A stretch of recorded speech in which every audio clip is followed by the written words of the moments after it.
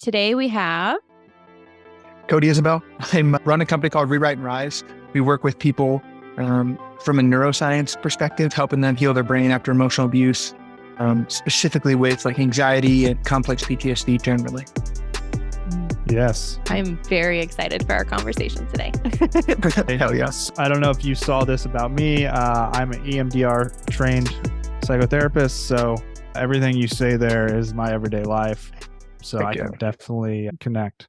Yeah. Well, how did you get into the space of healing trauma? Yeah. So long way around. It was like a progressive thing, to be honest. I've always been interested in like the brain and neuroscience. My background is neuroscience. And so I've just always been curious about what's going on, like mental health and brain health and what is this? And so I do a ton of research in those realms and fields. And I started doing some coaching where I'm just really working on like mindset stuff, like basic mindset, like very vanilla.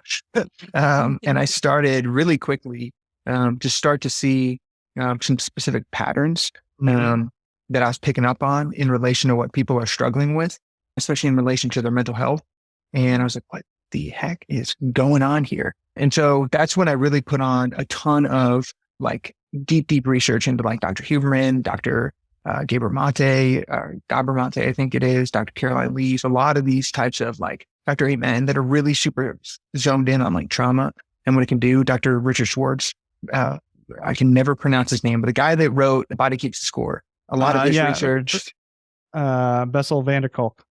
Yeah, I can never pronounce his name. Dr. Frank Anderson, all those guys, all those girls, and really zoning in on all of their research and diving deep into like their institutes, what they're publishing and all that kind of stuff. I was like, this makes so much sense. When I started to realize, especially when I started getting trained in IFS, internal family systems, is that there is so much that comes from stored trauma and things that get locked in our body. And I've always been huge on, this is kind of a big debate in neuroscience, but like mind, brain, and body, are they three separate things? Are they all the same thing? Is there a difference between mind and body and all this kind of stuff? Personally, when I'm working with people, consider like the mind, brain, and body as like separate entities. So the body holds the brain holds the mind. And that seems to be really, whether or not like textbook wise, if I'm debating a neuroscientist, it would be, we'd have a different conversation. But for people in the general world, it was really actionable. For them to understand that and then understand how trauma and things like this can get stored in our bodies. And how when our body is like a toxic wasteland, it inflames our mind, our brain, and then our brain inflames our mind. So that's kind of how I started to get into a lot of the trauma work. And then I started doing more on social media. So I would post a ton. And as I was posting more and more, I was getting all these comments and engaging in community and all this kind of stuff. And people were talking about like symptoms and things that they were struggling with and what had happened to them and stuff like that. And so I was like, oh my goodness. And that's where I started to get into like emotional abuse, narcissistic abuse, like things like that, that after these relationships, they produce this person that is traumatized. They don't know who they are. They're anxious all the time. They are like flighty and nervousness, energy. They don't know what they want to do, what their boundaries are, like anything. And I was like, what the heck? I want to help that. And that's kind of a long story, but that's how I kind of got there. Well, you mentioned something there that I want to dive into a little bit so that the listeners can understand, and that is internal family systems. Tell me a little bit, like, what is that? Yeah. So it's a framework that I love. I've been using for so long. Part of the program I do is called a HERO, which is to, because a lot of the research I did before trauma stuff is behavioral change. And so I would always talk about becoming someone new. Like if you want to quit something or start something, whatever behavior you want to start or stop, it's way easier to become the type of person that would do or not do that thing. And so it's all about like identity. And so when I got into internal family systems, like this is awesome. Because internal family systems considers everybody as like multiple parts. Multiplicity, I think is the word that Dr. Frank Anderson uses. And which it considers that we all have like this core self. This internal, like the deepest part of you. Like when you dive deep into you, like you say, I am Mark or I am Bree. That's the self, which is kind of like the internal parent of your system or the internal leader, whatever we want to think about it. And then you have these parts, and parts get created in like traumatic moments, especially when we're young, because we have to become human faster than we emotionally mature generally. And so when we're kids, we just don't know. We have no idea what the hell is happening. And so we have to create these parts sometimes. So really easy examples, like most kids are curious, right? The self is naturally curious and compassionate. But when you think about, like, as a kid, you're in middle school, you raise your hand, like you ask a question to the teacher kind of gives you a funny look, your classmates kind of start laughing at you. And then after class, the kids are like, that was a stupid question. I can't believe you did that. You feeling what? Like humiliated, rejected, like maybe abandoned by your friends. Those are big emotions to have to deal with as a kid. And so in that moment, you're like, the self is taking damage. It's like, this freaking hurts. And those emotions, I don't know if you've ever felt abandonment or rejection, it takes over your entire body. And it doesn't feel freaking good.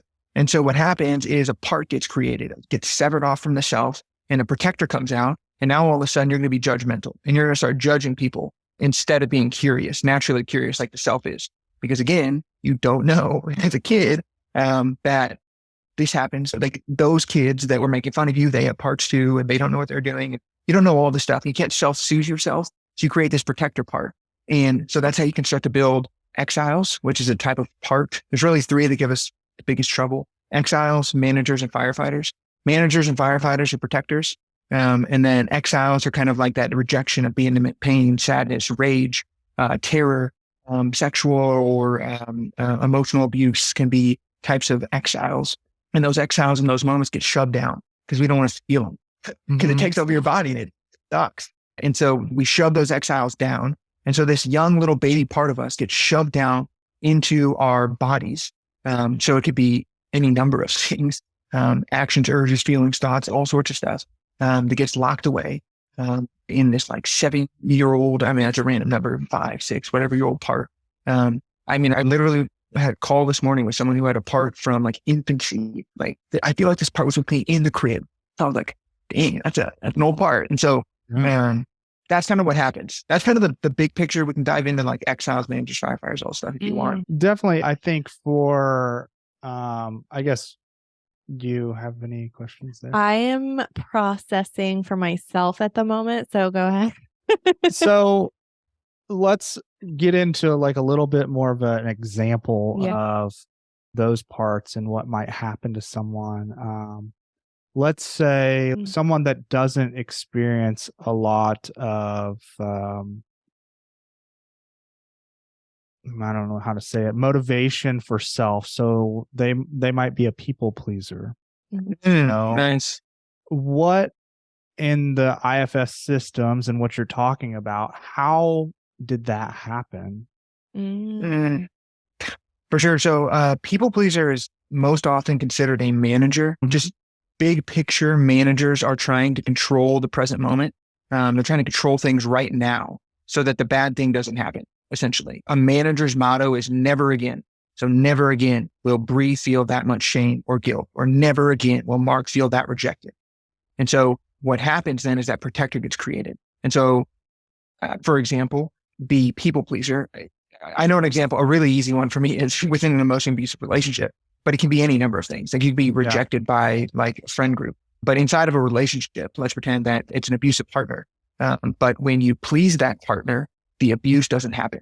And so when you cater to all their needs and you always say yes, and you don't have the boundaries and you don't stand up for yourself, that people pleasing protector is saving you from feeling the emotional pain, the guilt, the shame. A lot of guilt and shame is used a lot in our relationships, right? Those are, again, powerful emotions. And so that's an example of how a people pleaser, that manager, could protect the self, you, from feeling those exiled emotions, essentially. And I chose that example specifically because as an easy way to talk about how some people, all of us, find it hard to put our needs first or to express even, because we might be trying to please each other, and the lack of communication, and we talk about relationships and all that type of stuff, and a number of changes. It's a fun time. These parts too, it's fun because the language of IFS is one of the most powerful pieces. Because once you understand that what you just described, I've got a people pleasing part of me. Now you can stop saying, I am anxious. And you can say a part of me is anxious, or a part of me is a people pleaser. And you can start to talk to that part as the young child that it is. Like I've talked with thousands of parts, and almost every single time these parts think that the self is 5, 6, 7, 8 years old. And it doesn't realize that, oh, I'm actually 27 now. I have new resources. I have new abilities. I have new friends. I have new things that I can do instead of people pleasing. And it's just doing that protective role to save us from the pain. It doesn't know typically that that pain isn't going to come anymore because we're older. And so it's doing this protective role. And the other thing too, is you can start to talk to these parts as kids, right? So I don't personally have kids, but babysat my nieces and nephews. And if one of them started a tantrum, if I were to throw them into a closet, lock the door and run away, it would get worse. They wouldn't stop trying. And so that's what we do to our parts a lot of the time. And so we throw anxiety, especially anxiety is a really easy one because it's like, oh shit, it's coming on. Like I'm about to get anxious. And we try to shove it away and get it away and stay away from me and don't talk to me. And that's a little kid, a little part of you that you're just throwing away, as opposed to listening to it, understanding it, validating it, and having a conversation with it. And the moment that you do that, first of all, it releases its grip, like that crippling feeling you have, it releases its grip. And then it's almost always, without doubt, willing to shift the behavior. So it's kind of interesting. Well, and as you say that, the things in my mind are like, what's talked about, inner child work, for instance, all the trauma work. One of my favorite questions is, when you were having that emotional reaction, how old do you feel? Because that gets to that point, right? So, great stuff. And so what about the neuroscience of, we're talking about all these parts, and you were giving the example of emotional abuse, and how do we heal after that? And what is the science behind that? Yeah, so it's kind of cool. We talked about managers, exiles, and we haven't talked about firefighters. Firefighters kind of react and distract. So a lot of times and I'm only explaining this so that I can then map each to a brain region, because it's kind of cool how that works. That's why I love it so much. There's just as many neuroscientists in the IFS Institute as there are like therapists. So like, I love it. But the firefighters, their motto is react and distract. So that could look like binge eating, binge shopping, panic attacks, anger, sex, porn, drugs, alcohol, all that kind of stuff, high dopamine stuff. It can also look like dissociation, self-injury, suicidal ideation.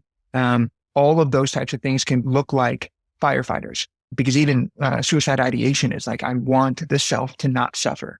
And so that firefighter just wants to get you, the self, away from that pain. And so it's kind of a crazy one. Sometimes people are like, what you're talking about? Suicide ideation and suicide is like, not saying just push it away. But I mean, I've worked with tons of suicidal parts that once they're listened to, they're like, thank you. I've been here for so freaking long and no one ever listens to me. And all of a sudden the thoughts go away when you validate the part. So those are firefighters. They're not always suicidal. Most of the time it's some type of high dopamine thing, doom scrolling on social media, drugs, sex, things like that. However, each of these parts can be mapped to different brain regions. And so trauma, a lot of the times, like exiles, you can look at like your peripheral nervous system. So the part of your nervous system that's not in your brain or spinal cord, that's a good enough definition. Everything outside of your brain and spinal cord can be like your periphery. And then your autonomic nervous system is a lot where these types of things get stuck or can get stuck. And these exiles get stuck because they go through the HPA axis. So that's your hypothalamus is the H of HPA. And it's half brain tissue, half endocrine tissue, which is freaking fascinating. So the hypothalamus and the thalamus itself are hypothalamus specifically takes in brain impulses and endocrine, and sends out endocrine like to the body. That's how your messages get sent through your body as hormones and stuff. And so in like traumatic moments, your mind is like, holy shit, I can't handle this. And so it shoves it down into your brain, and your brain's like, where do you want me to hold on to this? I only got so many nerve cells. And so it sends a signal first through the front part of your hypothalamus. And then your hypothalamus sends that into your body as stress chemicals, cortisol, epinephrine, adrenaline, all these types of things, straight down through your pituitary gland to your adrenals. And these are glands that then can store these different things in our bodies through the endocrine system and kind of the immune system as well. It's freaking fascinating. And so that's how we can get like an exiled emotion stored in our actual body. Like it's a neuroscience. Like when you look at like the body keeps scoring things like that. So that's exiles. Firefighters oftentimes are our limbic system or the amygdala. Some people call it the like reptilian brain, like the reaction brain. And then managers are most of the time in our prefrontal cortex, or at least the frontal lobe overall, because they are projecting us to the future. I don't want the bad thing to happen.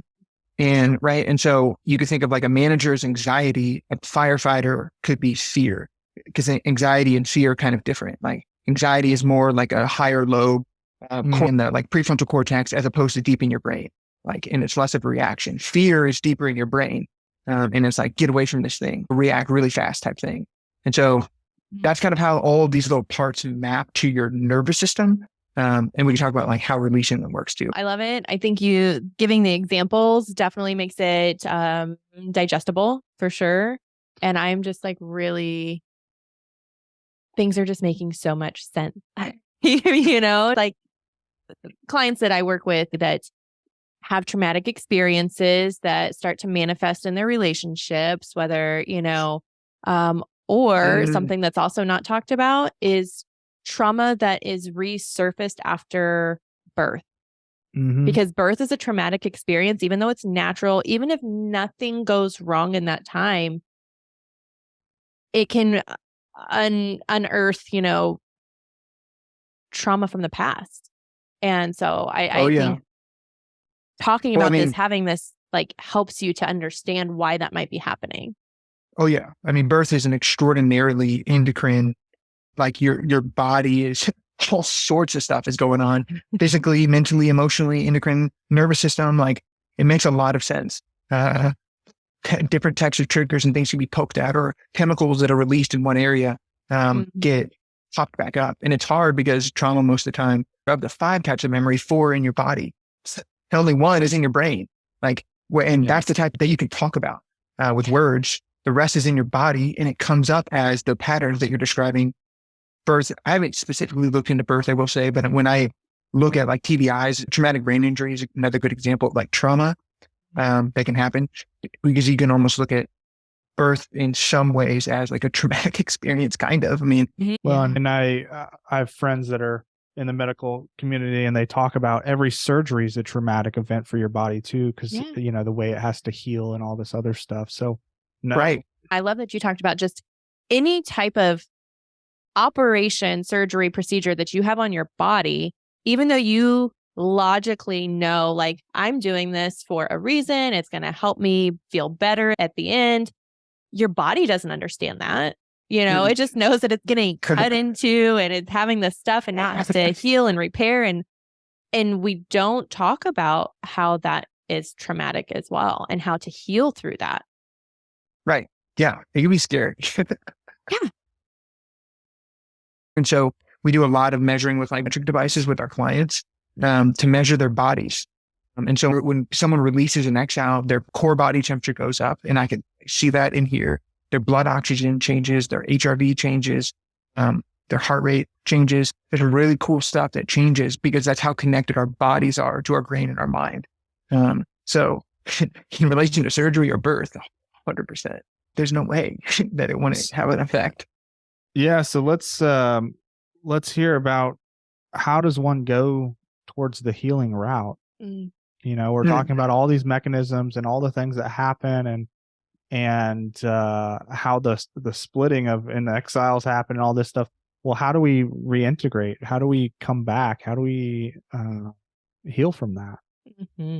What you can do is go talk to these parts. So oftentimes what happens is, imagine like your exiles are locked in these cages. Okay. And so those are like the deepest wounds that you have. And what happens is these protectors build up like the Great Wall of China between, so they're locked in a jail cell, then they build a wall, and then your managers are right here. And then the shelf is at the very, so you've got the shelf at the bottom, you've got a layer of protectors, and then you've got your exiles. And so to start to heal and reintegrate, it's really going and building relationships with your parts and your protectors first. You can really do this with any of them, whether it's a manager or a firefighter.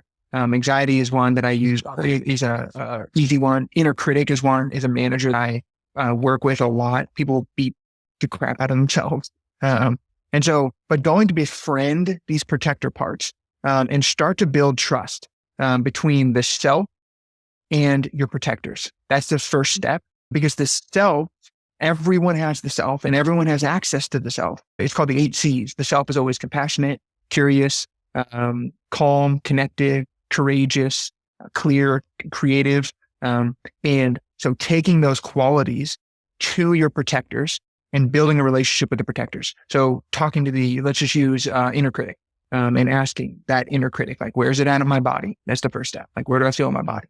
Next step, you start to figure out, okay, how does the self feel towards the inner critic?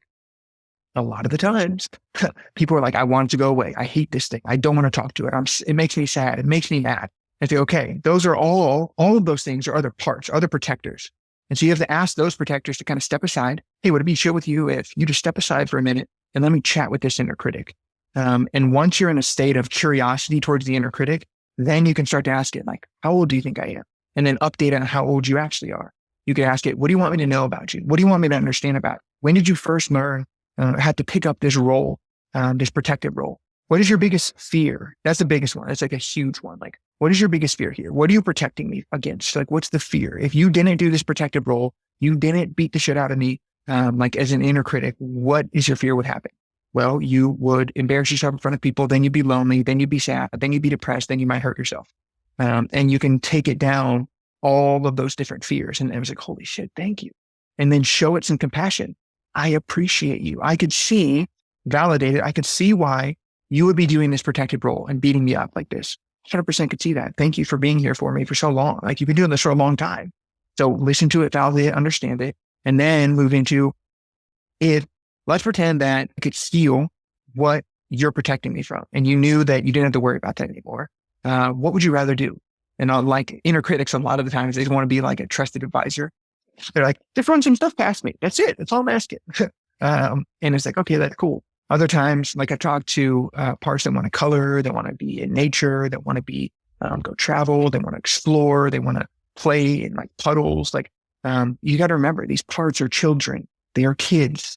When they say I want to color, it's because maybe they didn't get to color as a kid because they were protecting you and they had to take on that role. And so that's what they want to go do. And then the last thing you can ask them is, what can I do for you in the future? What can the self do for you in the future? So when you start to feel like you need to criticize me and beat me up inside of me, what can I do to help? Because I know you're scared. If that's happening, I know you're scared and you're worried that something bad's going to happen to the self. What can I, the self, do to make sure that you feel calm, cool, collected, and okay? And let me lead from self as opposed to being manager led. That's a lot of the problems I see. You mentioned in relationships. Like, I see a lot of people that are manager led or firefighter led in relationships, or even worse, exile led, where they're coming from shame or guilt. And it's like, oh crap, that's not good, because it's never calm usually. But once you create this relationship with these parts, and you do that with all of your protectors, or the ones that are popping up, you can go to your exiles. So easier examples, like I was working with someone who has bipolar, and we were working with their manic part. And the manic part was an exiled part. Most people that have been manic in that way can probably relate to the feeling that they would want to exile their manic part, because it causes a lot of destruction sometimes. Yeah. And so this person, that's how they felt. And so they shoved this manic part down, created an exile. And so this is early when I was starting to do some of this. I went and talked to the exile first. And I didn't get permission from all the protectors. And some of her protectors, we hadn't built a relationship with. And so what happened is we went to talk to this exile, had a good conversation. But then afterwards, she calls me and says, I've got to kill myself. And I was like, what? What's going on? And she's like, I feel like I have to kill myself. I was like, okay, let me talk to this part. And so we start talking to that firefighter. And I was like, what's going on? Tell me what you're worried about here. It's like, she's going to suffer. Like, you started talking to that manic part. It's going to cause her to suffer. Her family's going to leave her. No one's going to like her. We're going to spend all this money. Like, I've got to stop it. And I was like, oh my God, I can understand that. I said I can understand that, but I asked her to talk to this part and say, can you tell that part that you could understand why it's that worried? And that you understand that in the past, that's what it thought it had to do. but it doesn't have to anymore. And that we're sorry for not getting its permission before talking to this exile. And so once we calmed it down a little bit, that protector, it relaxed and started to trust the self could handle the conversations. And so that's why you got to be careful when you go to exiles because they can stir up protectors that you weren't ready for.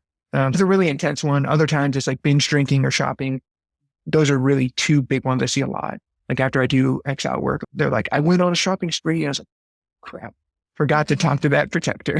So not always that intense, but if you go right to an exile, it can be kind of dangerous sometimes. But the ultimate goal is to go to that exile and be able to unburden the exile. It's holding this burden. And the hard part about exiles is they're trapped in this loop over and over and over and over again. Like I was working with someone who was neglected as a child and I was an exile. And that exile of hers was just literally spinning in this circle over and over and over, locked outside and not able to get in, just banging on the door. And it's just in that loop over and over and over, stored in her body. And so that's the burden that part, that exile is carrying, that can take over the whole body, that feels like abandonment, rejection, and like terror because you're like, what the hell? Like one secure attachment I'm supposed to have is abandoning me right now. What's happening? And it's freaking out. And so that's a burden that it carries. And so then what you can start to do is start to understand and witness what it is that it wants you to feel. This is the part that can be the most intense usually, because you're going to let this exile really let you feel it. And it gets intense. Like I've had people like scream. I've had people jump up and like bang the wall. Like there's all sorts of stuff that like somatically, body wise gets released.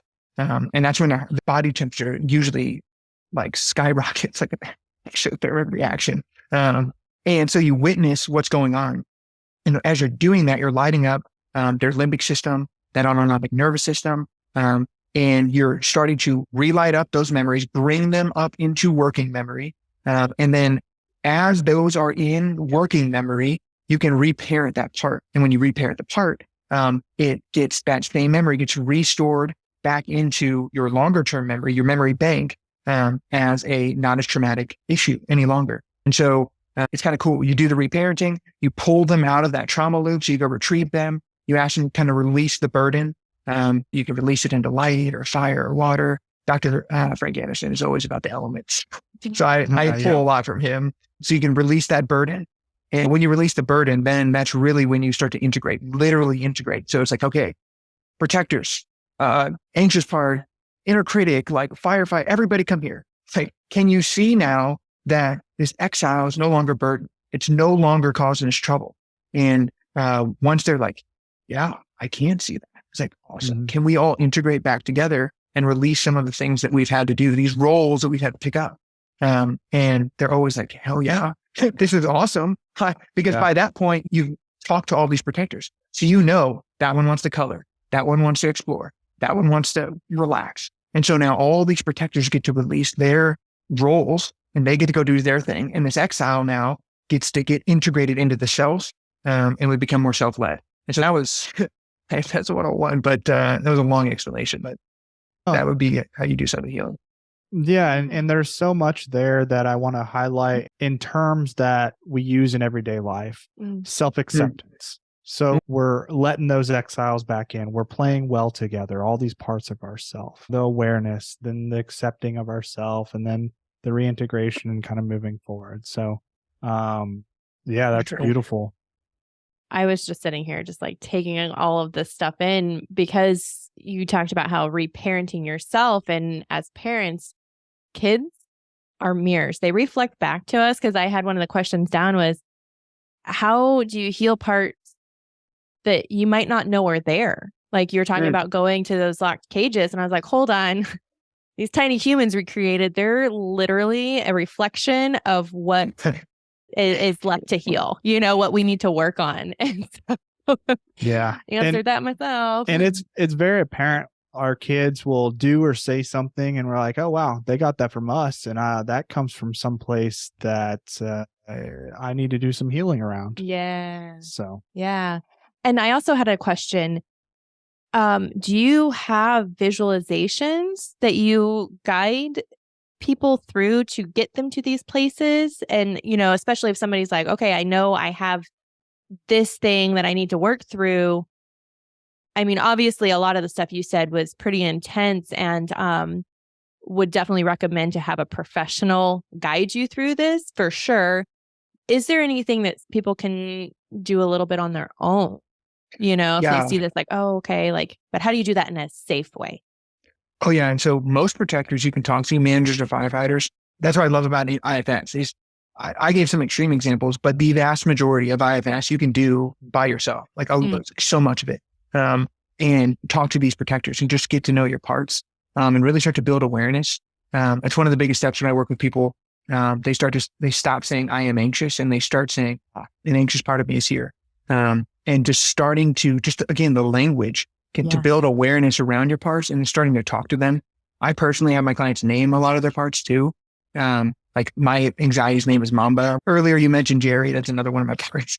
And so being able to build that awareness around your parts and start to, even just the questions I was asking, like, what are you scared of? Like, what do you want me to know? What do you want me to understand? Those questions are super, super helpful. And then there's also a IFS path meditation. It's freaking beautiful. I love it. It still gets me every time because being self-led is a continuous journey. It's more of a commitment than it is like a destination. But it's a path meditation, and it was really just about like you visualize literally. It can be any path. Like what I'm sure both of you guys have different paths in your mind than I do. But what you do is like there's a gate at the front of the path, and the self asks the parts, "Hey, will you guys just sit right here? I'm just going to walk up this path. I'm going to be safe. It's going to be cool. And then I'll come back and we can reconnect." And what you do is go on that path, go on that walk and start to feel what it feels like, that self energy, or there's tons of different names, but like most people like talk about like that buzzy, like energetic feeling they start to get when they're doing this path. And doing that meditation is a really, really easy thing you can do at home by yourself to start to build trust with your parts and yourself, because that's at the core of it. Your protectors don't trust the self to protect itself. And so the path meditation is a really easy way to start to build the trust by yourself. And then once you build some trust, some basic trust, you can start to talk to these parts. And at that point, I mean, parts can be colors, shapes, sounds, as far as like what's happening in their head, pictures, movies, like feelings, thoughts, actions, urges, like all sorts of different types of things. When I'm working with someone, like, as I'm sure you know, you don't have to know what's in their mind. I just listen to the part. So does that make sense? Yeah. I'm excited to do that. I will be going through that myself. Oh yeah. I like it. I've got some different like pictures and things that I created to kind of help people like visually see the system that's set up that I use. Like to literally see what managers, firefighters, protectors, all that kind of stuff look like. But that might help if you have aphantasia. I am upset you brought that up. And also, I'm wondering if that is not a result of maybe some trauma that I've experienced. Maybe I cannot visualize because of trauma. Your visualization process has been exiled. Yeah. Possibly. I mean, I've crazier things have been parts. I mean, I've had someone that had eczema because again, when you're thinking about the body, the brain, and the mind, the body holds on to all this stuff. And your eczema is part psychoneuroimmunology. There's a ton of psychoneuroimmunology research around that, where it's not crazy. Allergies, like I know it sounds crazy, but again, your mom or dad saying you're allergic to cats and telling you that can become something that gets codified into your nervous system, like peanuts. And I am not telling people who have allergies to go do these things. I'm just saying, like, this is like empirical research that has been done and shown people that start with an allergy or something like that, or and work through some of these types of modalities, not just IFS, even EMDR is another huge one. There's a ton of research behind EMDR or ART even, that you can see these things. So it's possible. At this point, I wouldn't say like anything is possible. Like the brain and nervous system is so cool. It really is. And I feel like we just know the tip of the iceberg with it, really. Like we're still learning so much all the time, you know? Yeah. Yeah, we don't have the ability to fully comprehend the brain or to measure it in any way. I want to transition a little further into the relationship dynamic and neuroscience and what it says about connection, sexual connection, and all that aspects. Everybody likes to talk about sex, so let's do it. I love it. Yeah. It's interesting because I have a backdoor into sexual connection because, again, a lot of the times I'm working with people after emotional abuse and narcissistic abuse, and they are coming from relationships where they were abused and they're trauma bonded. And a trauma bond is an extraordinarily deep neural issue, if you want to call it that. And a huge piece of it comes from sexual connection, makeup sex, things like that. Because you get a gigantic spurt of oxytocin, endorphins, dopamine, serotonin, when you sexually connect that are like bonding you and pairing you together during sex or intimacy. And so it can lead to some problems in an abusive relationship, but in a healthy relationship, it's like one of the best things you can possibly do is sexually connect, intimately connect to start to release and bond closer neurologically. A hack that I talk a lot about is breathing. Like while you're having sex, if you sync up your breath, you can release, I forgot what percentage more oxytocin, but you can release more oxytocin, just big picture, if you sync up your breath while you're having sex. So it's kind of an interesting. Yeah. Now we're getting into some tantric practices here. Yeah. So, nice. I don't even know as much about that. That sounds cool. I mean, we haven't said this yet, but Cody is also a Reiki master. And so, in my experience, I'm not a Tantra expert, but there's a lot between Reiki and Tantra, and they all fit really well together. It's about the mind, body, intimacy, and utilizing more connection through breath, through eye gazing, through a number of tactics to just become closer bonded in those moments. That's cool. I like that. I don't know as much about like Tantra or Tantra, heard of it. But Reiki, I love Reiki. And I've seen some interesting Reiki experiments or sexual experience with Reiki. Maybe that is what Tantra is, but I understand like what's happening in the brain around those types of things, but like with the oxytocin and the release of some of those things, especially in your like periphery, but they're cool. And it's one of the best things you can possibly do. I was watching one of your guys' other episodes with, I forgot the lady's name. She was talking about the different types of sex. I was like, oh, that's a great idea. Hannah. Like, Hannah maintenance Dynor. yeah. I forgot what it was like Sexploration. Sex. Yeah. Yeah. That was the term. I freaking love when people make up words. Sexploration. Yeah. I've got a friend you should meet. I was going to say, you should meet our friend Jordan. He makes up almost language. He does have his own language. Every other sentence has a made up word in it. It's wonderful. Every other word is a made up word. Well, that may be true too. Depends on the day. So yeah. I love it. I love that. A lot of the times what can get in the way of some of that sexual connection are parts. So guilt, shame, especially you see it a lot in guys. They feel, or guilty asking for different types of things, or I see that in women sometimes, as well. And so sometimes like we take managers and firefighters into the bedroom, which can turn into not good things. And sometimes a manager can prevent you from having a conversation, a sexual conversation or something. I want to have more sex, or I want to have less sex, or I want this kind of sex, whatever. Which then can lead to that manager is like strangleholding the behavior. So the conversation doesn't get had. And then a firefighter has to take over, where then a guy is, or a girl is, watching porn or masturbating more or different things like that, which is a firefighter.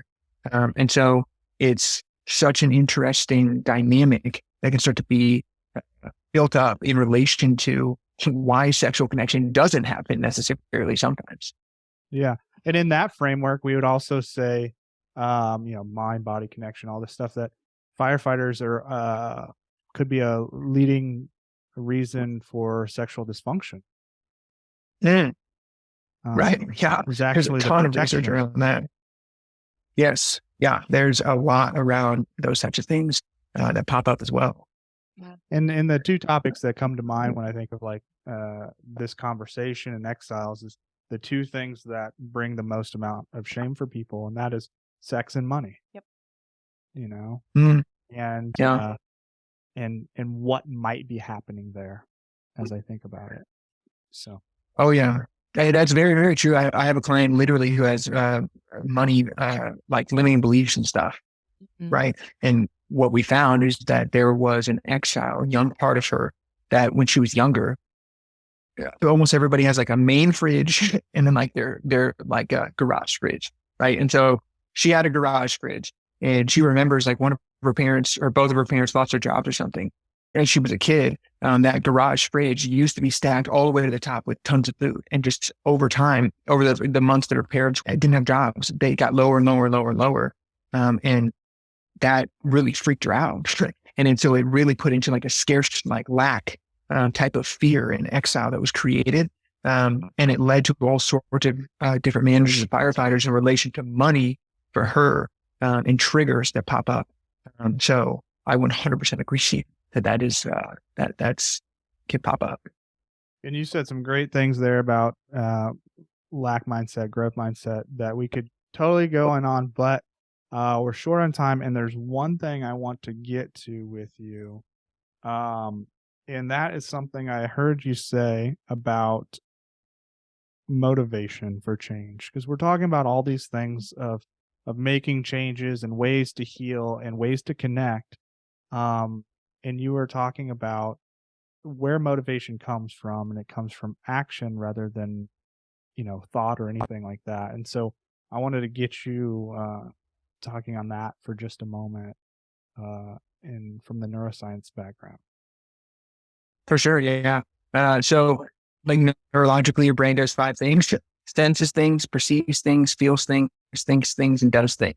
And you can go up and down that spectrum. And so when you're thinking people are looking for motivation, and I feel like I'm probably not the first one to ever say, I think Tony Robbins said this, but action creates motivation. It's like my number one go-to I love to think about. So like when I work with people who are depressed, for example, sometimes people are just asking me to do too big of things. And they just don't have the pathway in their brain for that action. And so they can't even get out of bed. And I was like, okay, well, could you just sit up? Could you just do that 5 days in a row? Just sit up one time a day. And they're like, okay, yeah, I could do that. And slowly over time, that action starts to, they get a dub, they get a win. And they're like, holy crap, like I can do this. And they start to build that hope. Like, okay, I mean, if all I have to do is sit up, I could do that. It's like, great. Can you put one toe on the ground the next 12 days or whatever? And they're like, okay, yeah, I could do that. And what's starting to, behavioral activation is like the technical term. But you start to get to this place where your actions are generating empowering feelings and changing your state, and feelings come from your body, right? They're like reactions in our bodies that happen, which then can start to shift you from ants, like automatic negative thoughts, to pets, positive empowering thoughts. And so action you took generates a good feeling, which then generates a pet. And then the next time all of this comes around, that pet generates, well, I could do that again. So you take another action and you get more good feelings. And you're building these pathways in your brain.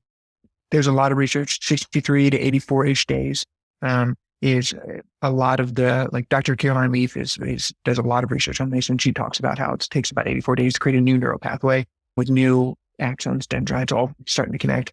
And so that's how like neurologically action can get you out of some of these funks and get you into a state of motivation more often. Because the more and more and more you do something, the more and more easier it is to access that state. Because again, motivation is an emotional state. You can be motivated 1 second, then you lose the game, you lose the Super Bowl, and guess what? You're not feeling motivated. And so it's a transient thing. Like it's something that can come and go. And I feel like a lot of the times when people get into these funks, they lose hope that motivation can come back, but it's not true. I mean, you can almost always even trick people into being motivated, because you can just think, like, ask them to go to a place in the past where you were motivated. Can you put yourself in those shoes? Do you feel motivated? And they're like, oh my God, I feel motivated. And so that's some of the stuff around that. How come it's so hard to change? How come it takes that long period? Like, let's talk about neurologically, like change, how that happens. Yeah. So neurons are being grown. I would say for people that are listening, like if you just imagine your brain like a hill that's been snowed, right? And it's like you're at the top of the hill and there's all the sleds. And after a day of tons of people sledding, there's all the ruts that are in the snow, right? So those are neural pathways, and those are behavioral patterns. And so it's way, way, way easier when you put your sled down to go down that rut because the snow's packed down, you can slide down easier. And so that's why that's a current established behavioral pattern. And so it's really hard because it's kind of psychedelic research is looking at some of this because psychedelics sometimes is like you're just imagining like snow coming down on that mountain. That's why it's so much easier to change behaviors after some psychedelics. But if you don't have psychedelics, the reason why it's so hard is because you have to essentially lift your sled up, put it into a new fresh snow and start to build your own ruts. And you have to destroy the old ones. And so neurologically, what that means is you are pulling apart neural cells, literally pulling apart. I mean, it's really dead dry. It's like really tiny parts of neuron cells that are pulling apart from one another over their first like 84 days. So you're breaking an old pattern. Brain cells are cells, right? If you get a cut on your hand, it hurts. It doesn't feel good. When you're pulling apart nerve cells, they are cells. It hurts. They don't want to do that. Our cells don't want to do that. That's why it sucks and it's really hard to pull them apart. And at the same time, you're laying down a new neural pathway. Like this is like overly simplified, but you're laying down a new set of neurons that are now interlacing and connecting. And it takes a lot of energy to create those new connections. A lot of sleep, a lot of ATP kind of, but there's a lot of energy that goes into putting together cells though, especially neural cells. And that's why it kind of takes so long. That's not always the case because sometimes in trauma, you can have an instant shift, which I'm sure you understand in with the EMDR stuff, but big picture, if you're trying to start working out or like non-traumatic things, that's some of what's going on in your head over those. And you can see it. It's really cool. Like you can see neurologically, these nerve cells growing, pulling apart from each other and then growing together in a different direction. Like it's really cool. There's some beautiful artwork that's just nervous system stuff. I love it. Yeah, Nice. me too. I feel you on that. No, I love that he touched on the psychedelics because I feel like that is something that we will have to maybe have you back on, or we'll have to explore in another episode for sure. So I had that question earlier, but I was like, I don't know what his understanding or background is on that. But yeah, that was so informative for me. And I'm sure our listeners too. I love this. But okay, tell our listeners where they can find you and connect with you. Yeah, it's Mind Brain Body Lab everywhere. At Mind Brain Body Lab on all the social medias. If you message me on any of those, I'll reply 100%. And then if you want to email me, you can just email me, Cody@rewriteandrise.com. So feel free to reach out, put out certainly content around these types of topics around the mind, brain, and body, like practical neuroscience and psychology tools for your mind, brain, and body to help improve mental and emotional health. So follow any of those, any social media, Mind, Brain, and Body Lab would be a great resource, I think. Awesome. And we'll have those linked in the show notes for sure, so you can find them. Yeah. Thank you so much for joining us today. I loved this conversation so much. Hell yeah. Thank you. Thank you guys for all the work you guys are doing too. Couples and relationships and connection are extraordinarily important and not something that is focused on, I don't believe, enough. It's not good for the survival of our species. So I really appreciate the work that you guys are doing. I think it's badass. Thank you. The journey you guys have started and are blazing the trail on fearlessly, or maybe a little scared, but still moving forward. So that's badass. But we're steering the course. Be proud of yourselves. Hell yeah. Oh my gosh. Thank you so much, Cody. All right. We'll see you all next week. Bye. Bye.